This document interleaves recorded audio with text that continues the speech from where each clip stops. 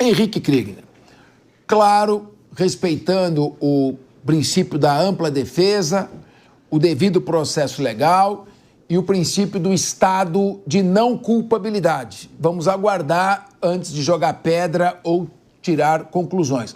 Mas é uma operação, se o ministro determinou a busca e apreensão, pelo menos indícios existiam ou existem. Agora eu pergunto a você, é uma vergonha o Congresso Nacional estar batendo o pé da maneira como está por emenda parlamentar, como se emenda parlamentar fosse a salvação da humanidade. Se não tem emenda parlamentar, o Congresso Nacional protesta, suspende aumento do IOF, fez muito bem de suspender, mas age com motivações que são motivações muito discutíveis. Você vê lá, vira e mexe a emendinha parlamentar para fazer obra para a empreiteira do próprio parlamentar ou ligada ao parlamentar. Ou vai o dinheiro para ONGs que não tem nenhuma transparência, não sabe quanto gastou, como é que esse dinheiro foi gasto, se está voltando ou não está voltando. Enfim, são 64 bilhões de reais para o ano que vem num orçamento num país que está com déficit fiscal exacerbado e uma dívida de 1 trilhão de reais. Eu queria te ouvir, Henrique Kriegner. É falta de patriotismo? Será que não querem vestir a camisa, cooperar? Não está na hora de acabar com essas emendas parlamentares? Ou será que esse governo está tão por baixo que não tem autoridade para fazer isso? Resposta é sim para as duas perguntas, Capês. Boa tarde a você, todos os colegas de bancada e aqui também toda a nossa audiência. Mais um escândalo envolvendo as emendas parlamentares. Como você bem colocou aqui, não é novidade o que tem acontecido com a questão das emendas parlamentares. Nós temos visto isso vez após vez. Vimos no final, no encerramento do ano passado, de 24 para 25, aquela paralisação promovida ali pelo ministro Flávio Dino, do STF, colocando um fim nas emendas PIX, um fim naquelas emendas que você tinha o destinatário oculto, mas as emendas continuam sendo pagas, as emendas continuam, o orçamento para as emendas, Capês, continua saindo todos os anos e nós não vemos vozes relevantes dentro do Congresso Nacional, e que eu quero dizer, o presidente da Câmara, o presidente do Senado e grandes lideranças dos maiores partidos sendo contrários a isso. Parece que está tudo bem nós gastarmos esses 60 bilhões por ano. Parece que está tudo bem a maneira como as emendas estavam acontecendo. Vamos lembrar aqui, e essa é uma análise que a gente precisa fazer, que nós temos partidos de direita, partidos de centro e partidos de esquerda se comportando da mesma maneira no gasto da emenda parlamentar. Isso é vergonhoso. Então, para que nós precisamos? O que é essa orientação ideológica que muitas vezes é tão preponderante e que às vezes até causa certas divisões? Por que na hora de gastar as emendas, de aplicar as emendas, nós não vemos reflexo dessa ideologia também? Isso precisa ser analisado. Por que tem tantos deputados que cobram o governo federal de ajuste fiscal, mas continuam também fazendo emendas e usaram muito das emendas PIX quando elas eram liberadas? Então, o grande ponto aqui que nós precisamos entender é, ano que vem nós temos eleições. Será que nós, como sociedade, vamos colocar ali como um critério aqueles que são a favor de uma reforma nesse sistema de emendas? Porque, Capês, os municípios brasileiros já não aguentam mais. Eles não conseguem mais ficar dependendo. É vergonhoso a situação até vexatória, muitas vezes, que prefeitos, vereadores ficam lá na porta do deputado implorando por um dinheirinho de emenda para poder pagar uma ambulância, para poder pagar uma reforma de uma quadra, para poder fazer uma nova obra, uma nova praça. O dinheiro é gerado no município, o dinheiro é gerado no estado. Então, por que não manter esse dinheiro no município, no estado, e permitir com que, então, o parlamentar dessas regiões e o líder do executivo dessas regiões também, desses níveis da nossa União, possam, então, decidir para onde vai esse dinheiro. Essa maneira confusa de que o orçamento está organizado no Brasil abre espaço justamente para isso. Claro, o deputado vai poder se defender, mas como você falou, se não houvesse indícios, nós não teríamos essa investigação acontecendo. Professora Carla Bene, a emenda parlamentar até tem sua razão de ser. Ou seja, é aquela ruazinha que precisa ser asfaltada e a administração central não consegue enxergar como prioridade. É aquela entrada do pronto-socorro de uma cidade do interior que precisa ser feita novamente, porque ela confunde a entrada de pronto-socorro com recepção de pacientes. Enfim, Sempre tem alguma coisa menor que seja feita e que é importante que os olhos do deputado alcançam o que a administração não viu. O que eu não consigo entender é uma emenda parlamentar que é emenda PIX. Ou seja, o parlamentar, senador ou deputado envia aquele valor e cai numa conta comum da prefeitura. Ou seja, ele não sabe para onde vai este dinheiro. Ele colaborou com a prefeitura, mas não tem aquela obra específica. Então, não há o proveito político imediato. Por que ele quer que o dinheiro fique misturado no caixa da prefeitura e ninguém saiba para onde está indo? Para dificultar o rastreamento? Pode ser. Depois, emenda de comissão. Você não sabe quem é que está mandando o dinheiro, porque é a comissão que está enviando. Qual é o proveito político que ele vai ter? E o que é pior, emenda que vai para outro estado, onde o parlamentar não tem voto.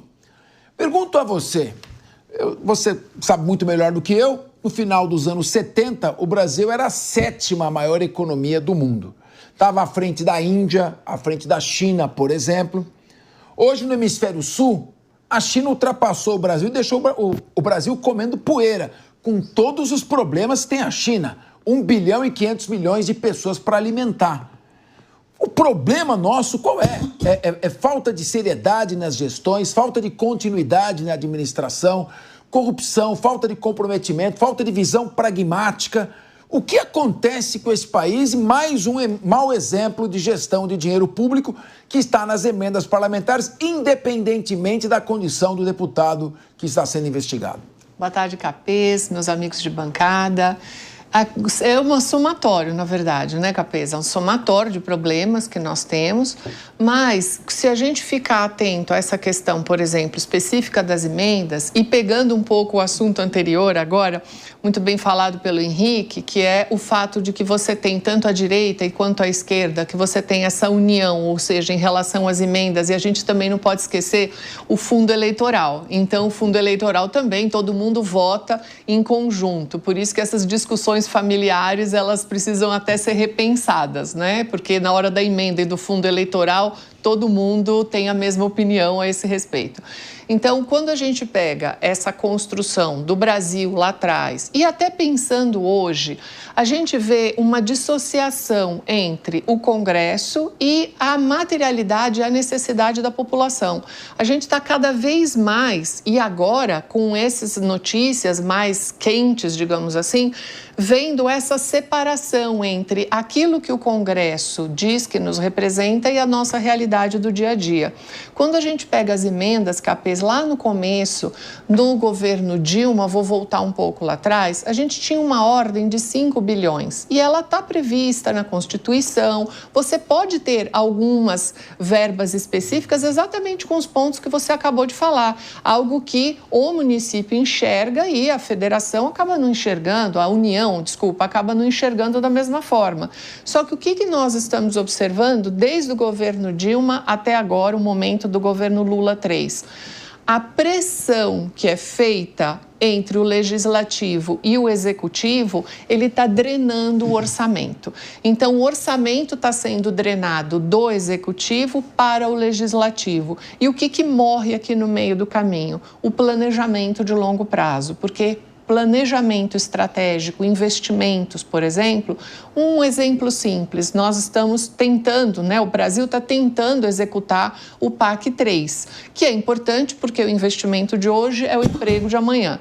E nós tivemos agora, nos últimos ajustes orçamentários, a retirada de 10 bilhões do PAC para as emendas parlamentares. Então, é esse dreno, Capês, que eu estou mencionando a respeito dessa saída do orçamento, que sai do executivo e vai para o legislativo. Ou seja, a próxima gestão, seja ela qual for, vai ter cada vez menos condições de conseguir trabalhar projetos de longo prazo. Pois é, muito bem, professora. Nós temos aqui também o professor Túlio Nasa, que é especialista em finanças públicas, direito público, e já foi gestor público, já trabalhou em administrações municipais, então ele conhece o funcionamento da máquina. Eminente e distinto professor. Como o senhor analisa, professor Túlio Nasa, essa questão das emendas parlamentares no aspecto quantitativo e também na forma de pouca transparência com que esses recursos são geridos, são gestados. Qual a sua visão? Qual seria a solução? Nós estamos falando que praticamente o orçamento das emendas parlamentares equivale ao déficit fiscal. Nós temos um Congresso Nacional que já custa 11 bi por ano, o orçamento do Supremo é 1 bi. Então nós temos muitos gastos do orçamento público e, no entanto, as finanças continuam andando de maneira trôpega. Como gestor, como professor, qual a sua visão, qual a sua proposta, como solucionar e enfrentar esse tema que tem condenado o Brasil a um crescimento lento, ou seja, quase uma estagnação no crescimento do seu PIB. A gente leva 10 anos para fazer o óbvio e ainda patina no 11º ano. Boa tarde, Capês. Boa tarde aos amigos da mesa. Boa tarde, audiência da Jovem Pan. Olha, Capês, o que você falou é o puro suco do que é o orçamento público brasileiro. Infelizmente, Capês. Por quê? Vamos tentar explicar aqui para a audiência. Essas emendas parlamentares, que hoje representam 50 bilhões de reais do orçamento, elas servem para que os congressistas enviem recursos às suas bases eleitorais, aos municípios, para que os municípios façam pequenas obras, pequenas intervenções, como asfaltar uma rua, como construir uma unidade de defesa animal, que eu já vi muito unidade de defesa animal sendo construída por conta dessas emendas. Então, parece num primeiro momento que seria uma medida boa, seria uma medida em que a população daquele local se beneficia de algo que o governo federal não está vendo, como você bem colocou. Mas tem um ditado alemão, Capês, que diz que o diabo mora nos detalhes. Por quê? Porque não é papel do governo federal asfaltar a rua de município. Qual é o papel do orçamento do governo federal?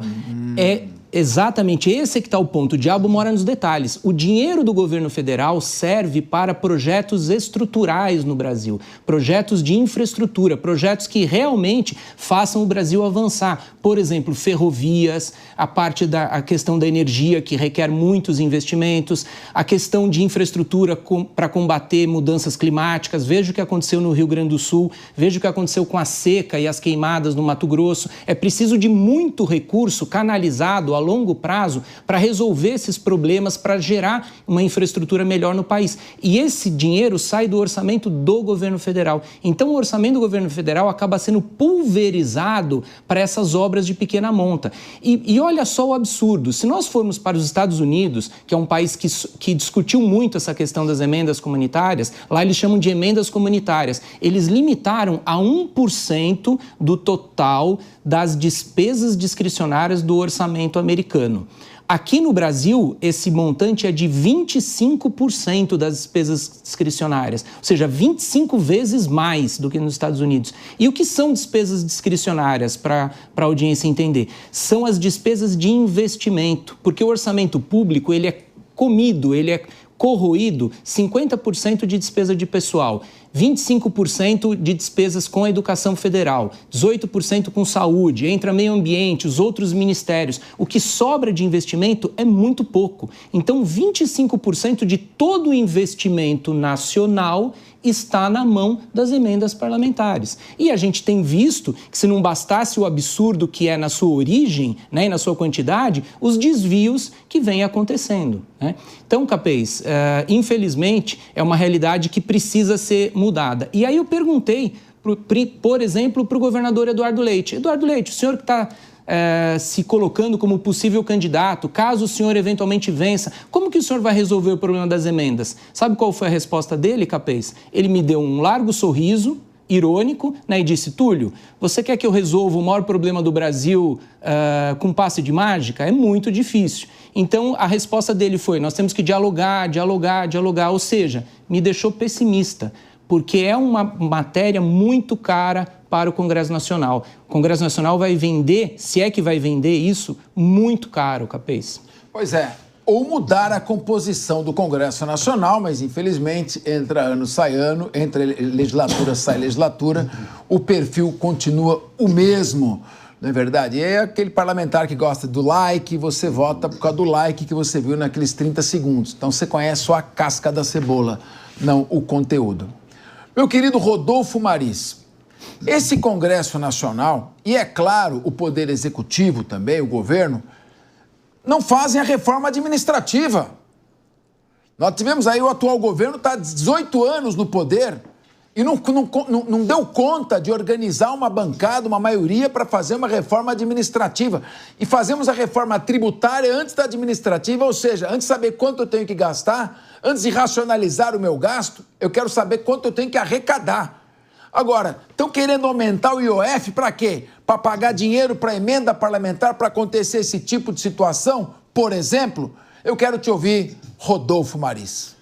Boa tarde, Capês. Boa tarde, meus amigos de bancada, você que nos assiste. Capês, e já com uma anotação aqui de uma herança maldita, né? O governo já sinalizou que 2027 não teremos dinheiro para nada. Ou seja, quem segurar esse rojão em 2027 pode até ser que seja o atual presidente da República, vem para uma campanha eleitoral aí, nós não sabemos o que pode acontecer. Ele mesmo sinaliza que, se ficar no poder, vai receber uma herança dele mesmo. Olha só, essas são as palavras do presidente da República. Lembrando que nós tivemos aqui, dos últimos 5 presidentes, o que a gente pode sinalizar, talvez, foi a saída de Dilma Rousseff, no segundo Dilma, né? Que foi ali sobre aquela questão do impeachment, e o Temer assume. Alguns especialistas dizem que mesmo Temer ter assumido o Brasil naquela ocasião, vai ser um cenário completamente diferente de 2027.